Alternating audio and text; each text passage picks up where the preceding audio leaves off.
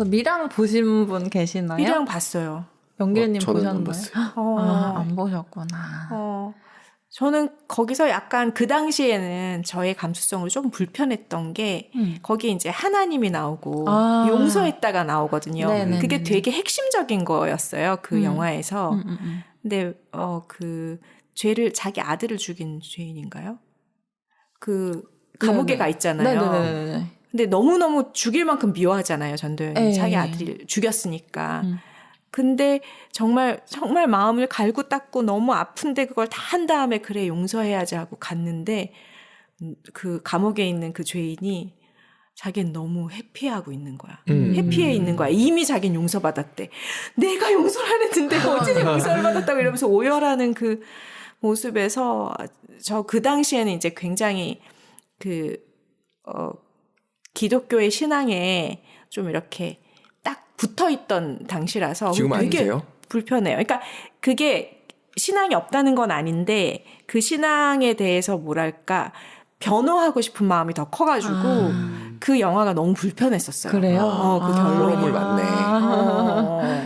그래서 그게 저도 이거 기독교분들이 보면은 좀 불쾌하실 것 같은데 이런 생각은 들었죠. 네. 맞아요. 근데 거기서는 약간 사이비 쪽을 좀 까고 싶었던 게 아닐까. 너무 이유 없는 맹목적인 그런 거라든지. 근데 제가 종교에 감히 관여하긴 좀. 네. 근데 약간 애매한 게 뭐냐면 그런 얘기를 하잖아요.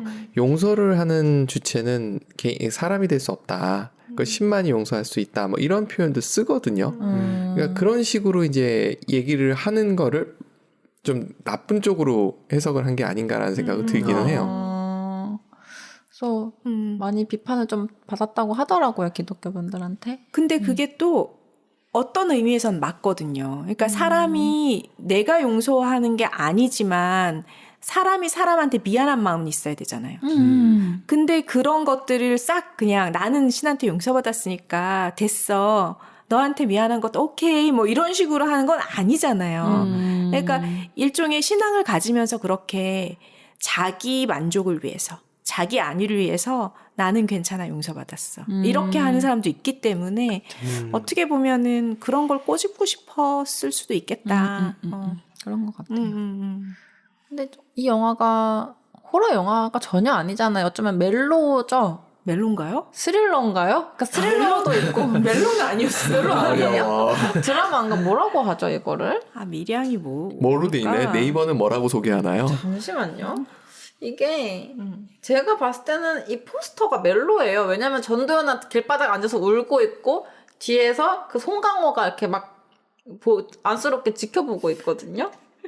네, 아무튼 이 영화를 안 보신 연길님을 위해서 한번 영화 줄거리를 읊어보도록 하겠습니다. 네.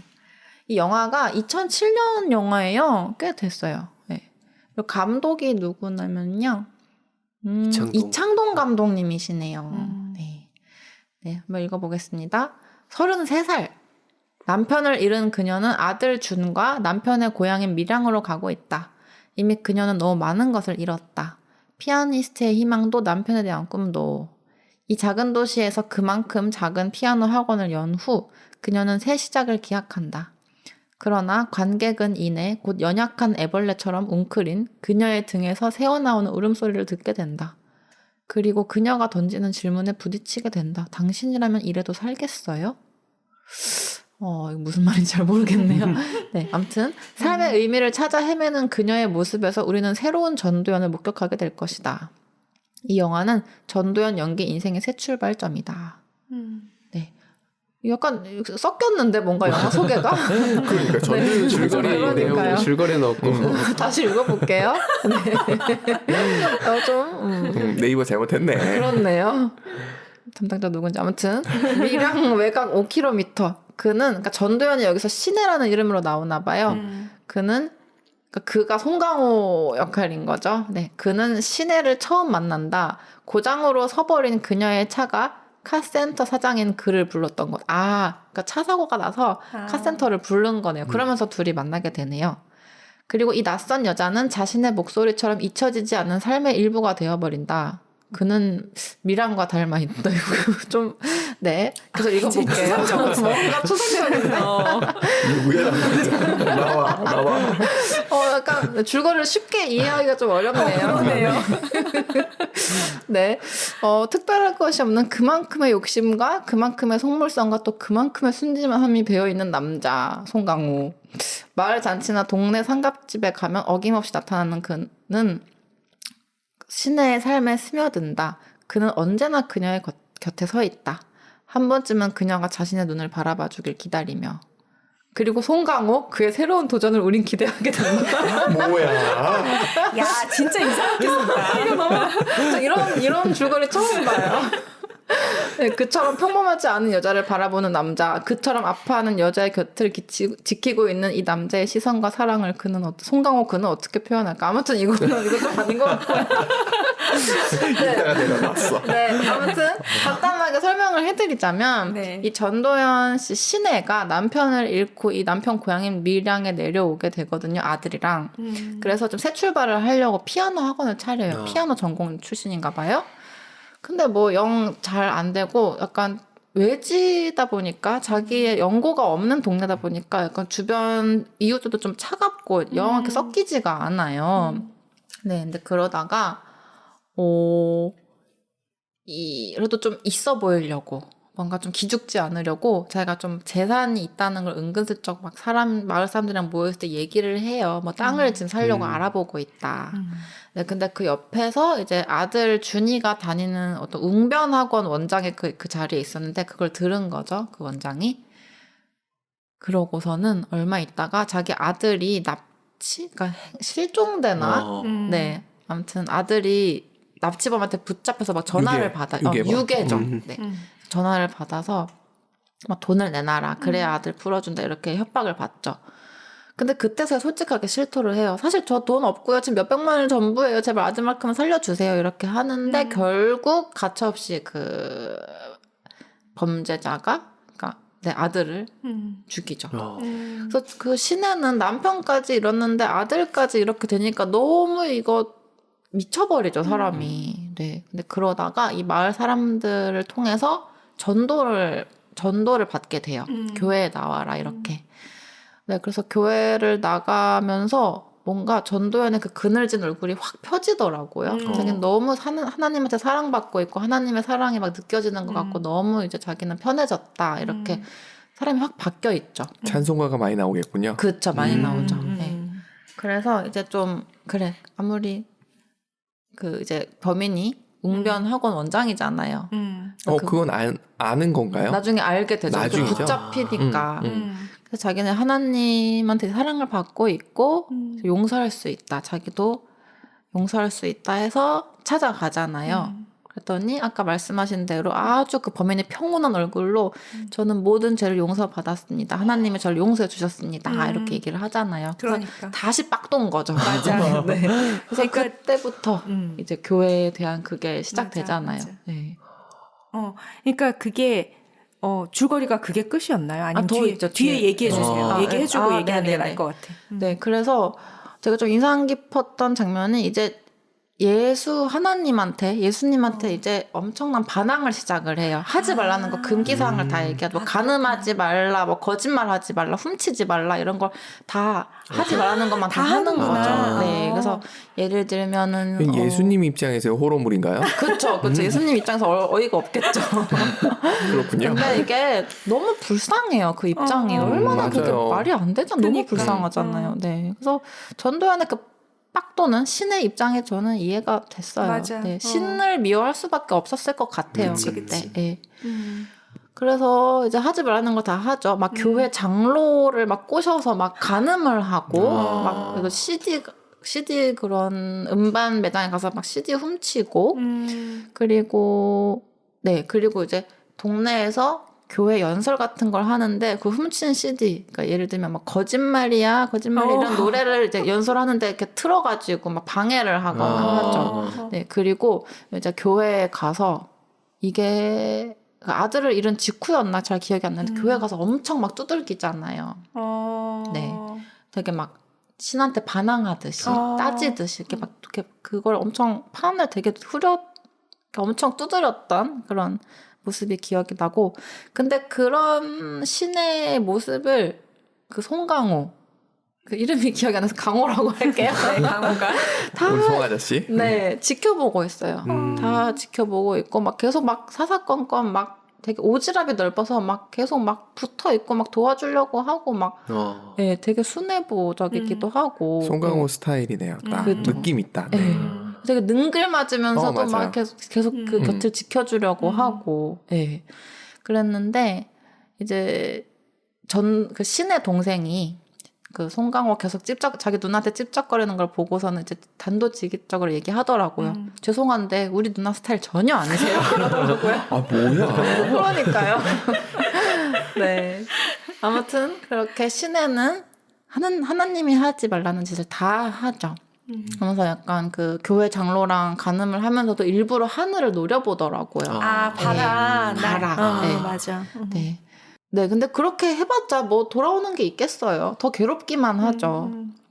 그래서 뭐 너무 그렇게 계속 괴로워하는 신의 곁을 계속 그 강호가 지켜주고요. 뭔가 서서히 그 강호한테 마음을 신혜가 여는 것처럼 보이게끔 해서 영화가 끝이 나던 걸로 기억을 하거든요. 네, 해피엔딩이네. 약간 열린 결말. 이게 해피엔딩이군요. 네, 이거는 돌아갔네요 우리 앞으로. 그렇죠. 네, 아무튼 이게 공포 영화만 보는 저도 굉장히 인상 깊게 본 영화였어요. 맞아요. 네. 저도 지금 아마 다시 보면 느낌이 다를 것 같은데 그때는 이게 제가 신앙에 대한 게 정리가 안 된 상태에서 그걸 보다 보니까 네. 이걸 어떻게 정리해야 되지 막 이런 헷갈림이 있었는데 네. 지금 이렇게 들으면서는 이해가 막 너무 다 되는 거예요. 그러니까 그런 거죠. 신의 입장에서는 자기한테 희망이 없다가 신이 자기를 사랑한다는 희망을 가진 거잖아요. 그리고 거기서 준 어떤 메시지들로 나는 이런 걸 용서할 수 있는 사람, 이제 신의 사랑을 받으니까 나는 다 치유됐고 회복된 용서할 수 있는 사람이야. 그러면서 거기서도 자기 의지가 있는 거잖아요, 결국. 내가 그런 사람이 되고 싶은 거고.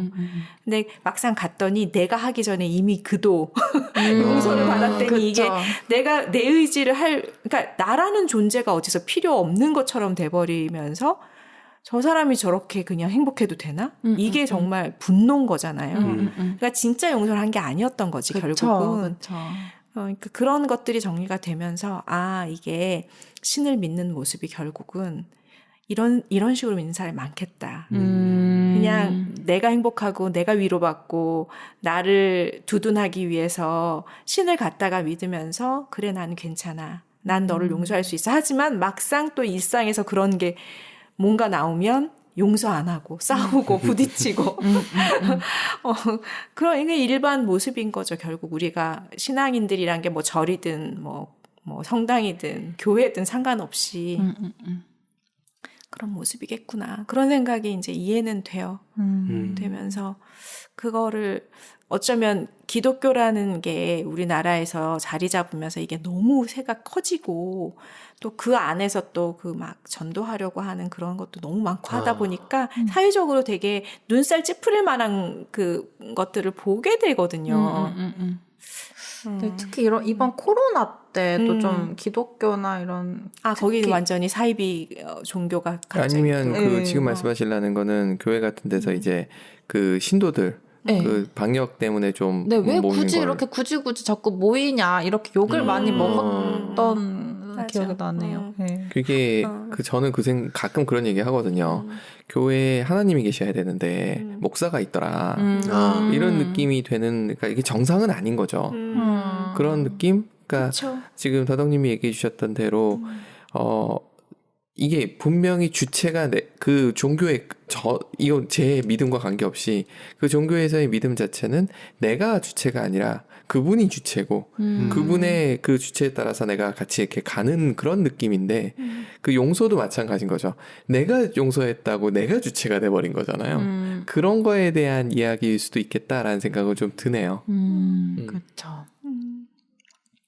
그러니까 이게 굉장히 심오한 무언가를 많이 담고 있어가지고 네네. 뭐 어떻게 평을 해야 될지도 그 당시에는 진짜 모르겠고 굉장히 심플하게 그런 거 아닐까요? 강호의 순애보적 사랑이 그쵸, 진짜. 그쵸. 그렇게 보면 될 것 같아요. 네. 그게 진짜다. 그래서 정말 그게 이렇게 영화를 보고 있으니까 네. 거의 스토커 수준이에요. 진짜 스토커 수준이고 옆에서 계속 지켜보면서 계속 알짱거려요. 계속해서. 근데 약간 웃기기도 하면서 부럽기도 했어요. 누가? 그 시내가요. 저런 사람 내 주변에 있으면 네. 근데 마음에 안 드는 사람 그러면 안 좋아할걸요? 근데 확실히 시내가 좀 불쾌하고 되게 귀찮아했죠 처음에. 근데 점점 마음을 열더라고요. 이만큼 나를 생각해주는 사람이 없을까라는 게 좀 있을 수 있겠죠. 계속 그러면. 특히나 이제 자기 가족들이 다 그렇게 허망하게 떠난 경우에는 그 강호의 존재가 굉장히 의지가 될 수도 있겠더라고요. 맞아요. 네. 근데 보면서 좀 짜증났어요. 왜 저렇게 알짱거려 사람 빡치게 이런 생각도 들더라고요. 그러니까요. 양쪽 면이 다 있는 것 같아요. 그러니까 누군가가 누군가한테 선의를 베풀더라도 그게 사실은 그 사람의 진짜 본질이 아닌 피상적인 모습 때문에 그렇게 된 거잖아요. 근데 거꾸로 얘기하면은 그 교회에 가가지고 이 본인이 믿기 시작하고 했던 거는 피상적이었던 거잖아요. 그렇죠. 그런 것도 얘기하려고 했던 게 아닌가 싶기도 하네요. 지금 말씀하시는 거 들어보니까. 그렇죠. 그러니까 집단으로 있는 곳에서 무언가 그 본질을 따라가는 사람이 얼마나 있을까를 생각해 보면 진짜 극소수일 것 같아요. 그게 종교단체든 그쵸. 뭐 회사든 학교든 거기에서 진짜 본질적인 걸 이해하고 그걸 하려고 하는 사람이 얼마나 될까? 거의 포장지를 믿는 경우들이 많아서 근데 이게 항상 느끼는 건데 인간의 어쩔 수 없는 본성에 그게 들어가 있는 거라 그걸 무조건 뭐라 할 수는 없다라는 생각은 들어요. 그렇죠. 그러니까 형식을 주는 것 같아요. 그 종교단체에서도 무언가 하잖아요. 교회 가면 기도를 하고 성당 가면은 또 뭔가 그 의식을 치르고 절 가면은 뭐 목탁 두드리면서 뭔가 같이 뭔가 소리를 내고 이런 것들이 의식이잖아요. 그런 학교 가면 뭔가 종례 시간이 있고 이런 의식들이 있는 이유는 그 의식을 통해서 본질을 깨달아가는 그 어떤 길? 약간 디딤돌 같은 거? 너무 저기 있으면 그걸 못 따라가니까 이런 형식을 통해서 여기로 따라와서 깨달아가라는 뭔가가 있는 건 같아요. 그런 형식이나 이런 게 다 의미 없는 건 아니고 그게 없으면 인간은 못 깨달으니까. 근데 그게 거기에 함몰되기도 하죠. 그게 주가 돼버리면 이제 주객이 전도되면서 그러니까 이게 마찬가지인 게 그 영화를 볼 때 소재를 무엇을 택하느냐는 뭐 상황에 따라서 또는 손님을 끌기 위해서 일 수 있는데 사실은 본질은 다른 데 있을 수 있는 거잖아요. 근데 그거를 본다는 게 그렇게 쉬운 거는 아니고 또 어떤 면에서 보면 그걸 또 너무 노골적으로 그려놓으면 재미가 없잖아요. 아 그래요. 그렇죠. 권선징악 이런 거 그려놓으면 이제 영화가 재미없죠. 디즈니 애니메이션도 아니고 디즈니도 요즘은 그렇진 않잖아요. 교환놓고 보면서 깜짝 놀랐어요. 많이 바뀌었어. 교환놓고 하는데 요즘 세상이 바뀐 거를 디즈니가 쫓아가기 시작했구나. 그러게요. 네, 그래서 계속 이 시내 주변을 알짱거리는 그 강호의 모습이 되게 좀 귀찮고 짜증나 보이긴 하는데, 되게 순수한 그런 마음이더라고요. 순수하게 이 여자를 좋아하는 마음이 보이더라고요. 막 이용해 먹거나 막 그런 게 이 여자가 아니고. 막 과부다 막 이렇게 해서 막 그런 게 아니라 정말 그 좋아하는 초등학생 남자애가 좋아하는 여자한테 계속 알짱거리는 그런 느낌도 들었거든요. 그래서 정말 순수한 마음이겠구나 이런 생각도 들었어요. 어떠세요? 수아님은 그런 남자가 남들이 봤을 때는 네. 나하고 잘 안 어울리니까 쉽게 얘기해서 네. 흔히들 얘기하는 수준이 안 맞아. 네네네. 그런 남자인데 네. 계속 순애보적인 모습을 계속 보여. 네. 뭐 특별히 찝쩍거리는 건 아니야. 네네네. 근데 늘 주변에 맴돌고 있는 느낌이 어떠실 것 같으세요? 저는 일단은 제 외모, 제 스타일이어야 해요.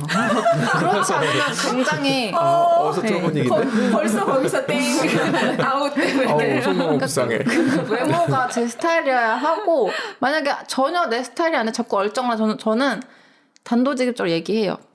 불쾌하니까 그만해 주시라고 저는 얘기할 것 같아요. 네. 어떠세요, 영길님은? 제가 당하고 있어. 그럴 걸 당하고 그 여자분이 네, 이렇게 뭔가 계속 순애보적으로 영길님도 이 근데 비주얼을 저는 보면 마음이 갈 것 같아요. 나한테 마음을 이만큼 주는구나. 네, 네. 어떠세요? 그렇구나. 솔직히 말씀하셔도 돼요. 저는 진짜 이게 병인 게 나는 정말 잘생겨야 되죠. 아니 죄송해요.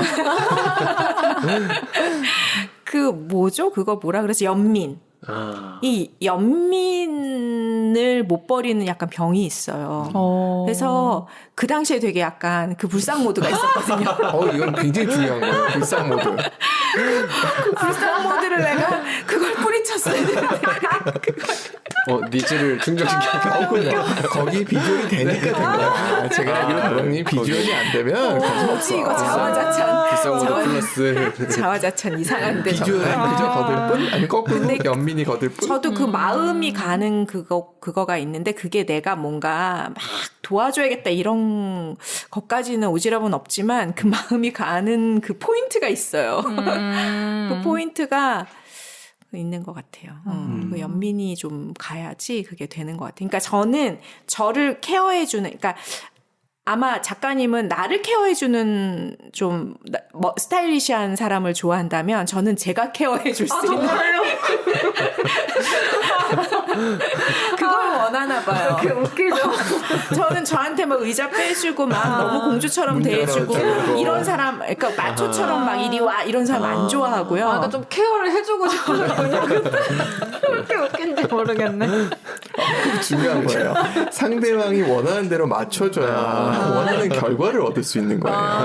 우연히 맞은 거죠, 그게. 우연이었을까요? 근데 만약에 네. 되게 굉장히 그 당시에는 불쌍해 보이셨고 뭔가 좀 케어해줘야 할 것 같고 그런 느낌이 들었는데 이 비주얼이 아니었으면은 버렸을 수도 있는 거 아니에요? 핵심이라고 봅니다. 잘 모르겠어요, 그거는. 근데 약간 제가 원하는 스타일은 저도 있는 것 같긴 해요.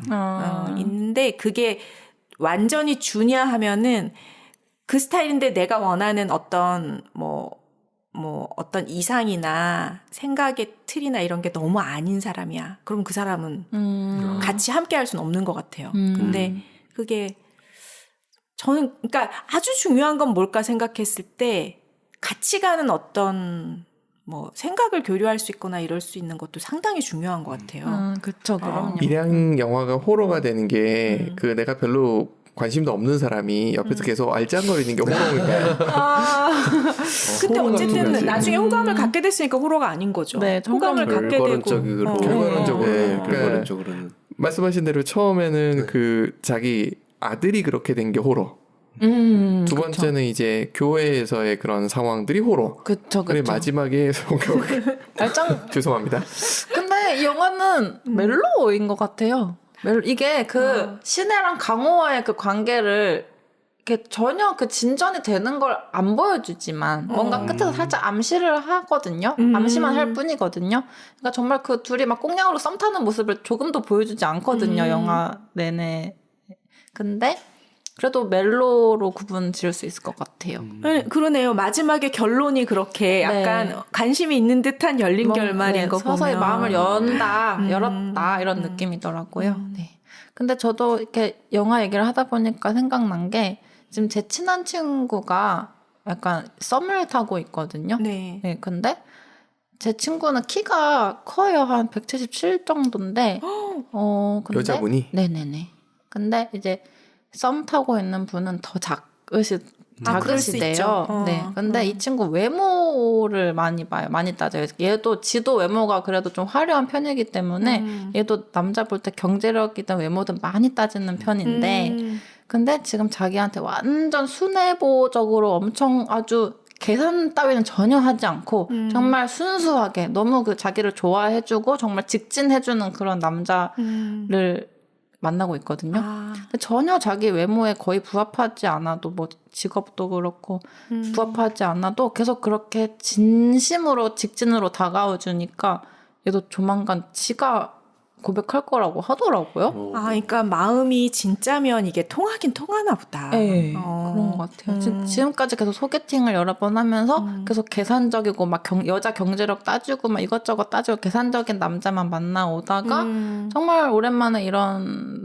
진국인 남자를 만나서 그런지 네, 마음을 열고 있더라고요. 네. 그러니까 이게 주변에 저는 이제 사람들 그냥 언뜻 제 생각에 이게 제 위주로 생각하는 걸 수도 있는데 결혼할 당시에 왜 남자를 선택할 때 뭐 지위라든지 직업이라든지 아니면 경제력 같은 거를 안 볼 수는 없으니까 보잖아요. 근데 그거가 굉장히 포인트여서 결혼한 친구들은 결혼하고 나서 되게 위기를 겪을 때 좀 심하게 겪는 것 같아요. 아. 왜냐하면 그 사람 자체가 상대가 아니라 그 지위나 조건이 뭔가 그것 때문에 결혼한 거였잖아요. 그쵸. 그러면은 이 위기가 있을 때 겪어낼 때 되게 힘든 것 같아요. 근데 뭐 어찌됐건 간에 사람이 중심이고 지위가 어쨌든 간에 그 사람 때문에 선택한 사람은 위기가 있을 때 좀 겪어내는 힘이 좀 더 있는 것 같다라는 생각이 들더라고요. 그래서 그 전혀 안 볼 수는 없죠. 또 먹고 살아야 되니까. 그쵸. 하지만 그것만 보고 갔을 때는 그 후에 겪을 게 훨씬 많아질 수도 있다. 왜냐하면 돈은 없어질 수도 있잖아요. 그쵸. 갑자기 무슨 일이 있을 수도 있고. 근데 외모가 없어질 수도 있어요. 그렇죠. 그쵸. 그것도 무슨 일이 있을 수도 있고. 근데 이제 그 사람의 마음에 어떤 뭔가가 나랑 맞는다는 그 느낌이 있는 거랑 없는 거랑은 그 뒤로의 길고 긴 그 인생사를 사는데 분명히 영향을 줄 거다라는 생각이 들어요. 저 갑자기 생각나는데 제가 만약에 결혼 상대를 뭐 찾고 있거나 찾았을 때 이런 걸 생각해 볼 수도 있게 될 것 같은데요. 만약 예를 들면은 이 사람이 팔다리가 다 잘려도 나는 계속 이 사람을 진심으로 오랫동안 사랑할 수 있을 것인가? 이걸 생각해 보게 될 것 같아요. 그러니까 일을 뭐 못해도 사지가 불편해도 이 사람을 내가 진심으로 사랑해서 계속 데려갈 수 있을 것인가 이걸 생각해 보게 될 것 같더라고요. 그 정도까지 생각하면 진짜 찐이네요. 그러네요. 네. 그렇게까지 생각해 본 적은 너무 없거든요. 딥하죠? 딥한데 그것도 의미가 있을 것 같아요. 왜냐하면 저도 이런저런 조건이 없을 때를 생각해 보거든요. 그러고 뭐 결혼할 즈음 되면 이렇게 저렇게 뭐 이렇게 인연들이 오니까 뭐 소개도 받고 이러다 보면 그 무게들을 재잖아요. 도대체 이런 게 나을까 이게 나을까 무게를 쟀을 때 그때 선택한 게 친구들하고 저하고 노선이 조금 달랐는데 네네. 전 조건이 되게 좋은 사람이 있는 거를 포기를 했거든요. 근데 그 이유가 그 사람 자체를 모른다 때문에 포기를 했어요. 근데 그러고 나서 결혼하고 나서 그 조건을 취하지 못한 것 때문에 후회한 적은 없는데 힘든 건 있죠. 그러니까 뭐 예를 들어 경제적으로 훨씬 더 편했을 텐데 뭐 이런 건 있을 수 있지만 사람 자체를 보고 결혼했을 때 그거를 같이 뚫고 가면 되니까 뭐 힘든 게 있으면 그렇죠. 그거는 상관없는데 그렇게 전혀 모르는데 모험이잖아요. 사람을 모르고 조건만 보는 건. 그럼요. 네. 그러니까 그런 거에서 지금 그 정도로 손발이 없다고 해도 내가 그 사람을 신뢰하고 사랑할 수 있느냐를 생각한다는 건 진짜 딥하지만 한 번쯤 생각해 보면 괜찮을 것 같다는. 왜냐면 제 자식이나 우리 엄마 아빠는 손발 없어도 계속 안고 갈 수 있잖아요. 그쵸. 그러니까 그 정도로 내가 진심으로 사랑할 수 있는 사람인가 생각해 보게 될 것 같다는 얘기죠. 네. 그러네요. 약간 호러네요. 그러니까 전 절대 안 그럴 거예요. 네네네. 아무튼 이제 시간이 벌써 네네. 그랬네요. 네. 네. 미량 예정이 없었지만 함께 또 얘기하니까 즐거웠습니다. 네. 네. 이 말 하고 싶어요. 네. 오늘 제가 그 배고픔에 너무 허덕이지 않을 수 있어서 이렇게 오래 편하게 얘기할 수 있었던 것 같아요. 맞네요. 오늘 꼬르륵이 없었네. 역시 정신 집중하는 데는 혈당이 중요합니다. 네. 그럼요. 네네. 네. 오늘 또 풍성한 이야기 너무 감사하고요. 준비해 와주셔서 다음 시간을 또 기대해 보도록 하겠습니다. 네. 수고하셨습니다. 네, 감사합니다. 수고하셨습니다.